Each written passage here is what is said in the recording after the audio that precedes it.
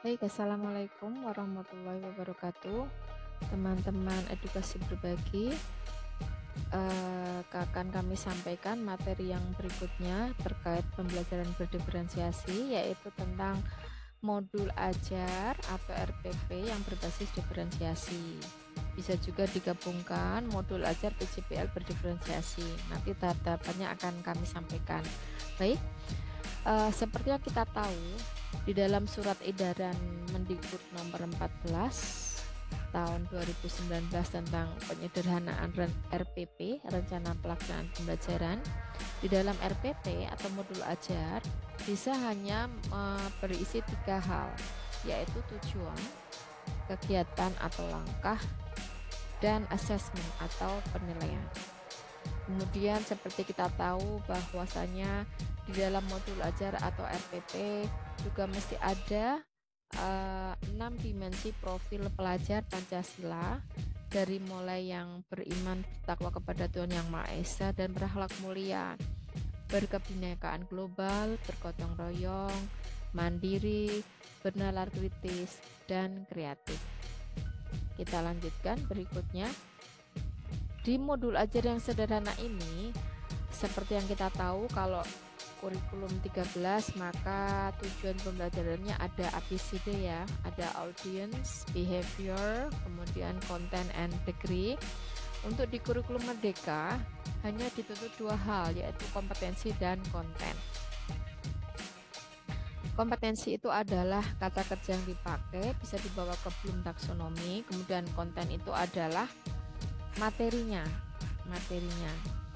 Kemudian di langkah yang kedua, langkah-langkah pembelajaran, seperti yang kita tahu bisa bersifat sangat sederhana, dari mulai pendahuluan, kegiatan inti, penutup, kemudian sintaknya disesuaikan dengan strategi yang kita pilih.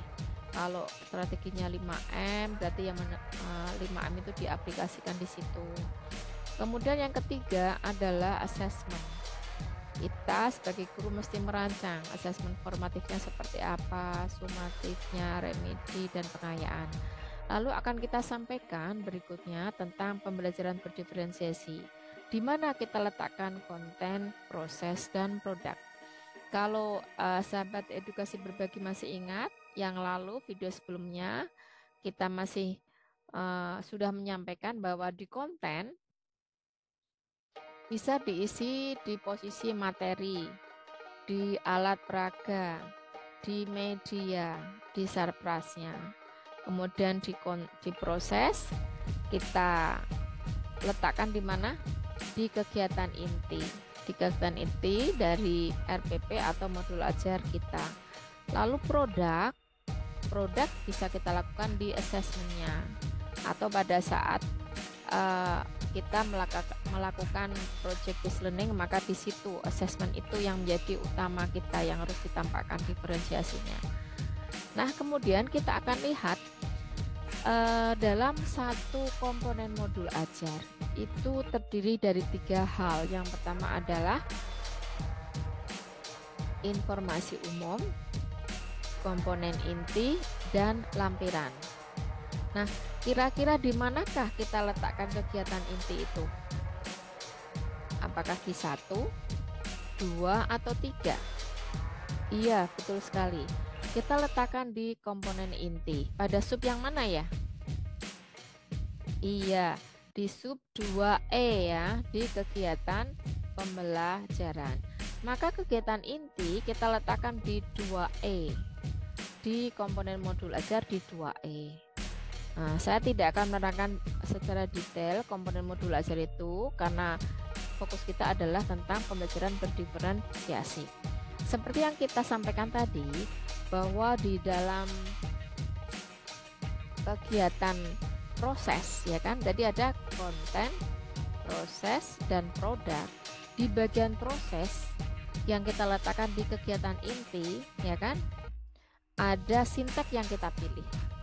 Sintaks itu isinya tentu saja adalah beberapa kata kerja yang kita rancang yang sesuai dengan strategi atau model yang kita pilih.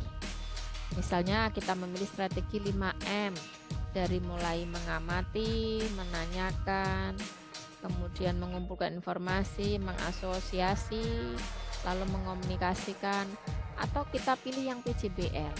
Maka semuanya butuh kata kerja operasional, butuh Bloom's taxonomy. Nah, di Bloom's taxonomy ini kita bisa lihat bahwasannya di level terendah ada remember, mengingat-ingat. Ada naiknya dikit adalah understand, memahami, apply, mempraktekkan, analyze, menganalisis, evaluate, mengevaluasi, dan create, menciptakan. Kita bisa menggunakan yang tulisan besar di sebelah kiri yang di kotak segitiga, tetapi penjelasannya atau detailnya bisa kita ambil di posisi kanan. Misalkan pada remember. Ketika kita mencoba membuat kalimat mengingat-ingat, maka kita bisa menggantinya dengan mendefinisikan, menduplikasi atau meniru, menghafalkan, mengulang atau menyatakan. Pada posisi memahami, misalkan tujuan belajar kita siswa memahami konsep bla bla bla, maka kata memahami di situ bisa kita ganti dengan mengklasifikasikan, mendeskripsikan, mendiskusikan, menerangkan, mengidentifikasi, mengenali, memilih, menerjemahkan, dan sebagainya. Nah, pada saat kita mempraktekkan level ketiga di apply, mempraktekkan, maka praktek di sini bisa juga kita ganti dengan kata-kata seperti mengimplementasikan, memberikan solusi atas masalah, menggunakan, mendemonstrasikan, mengoperasikan, dan sebagainya. Nah, setelah praktek, tentunya hasil prakteknya adalah dianalisis. Siapakah yang menganalisis? Siswa, dibantu dengan guru.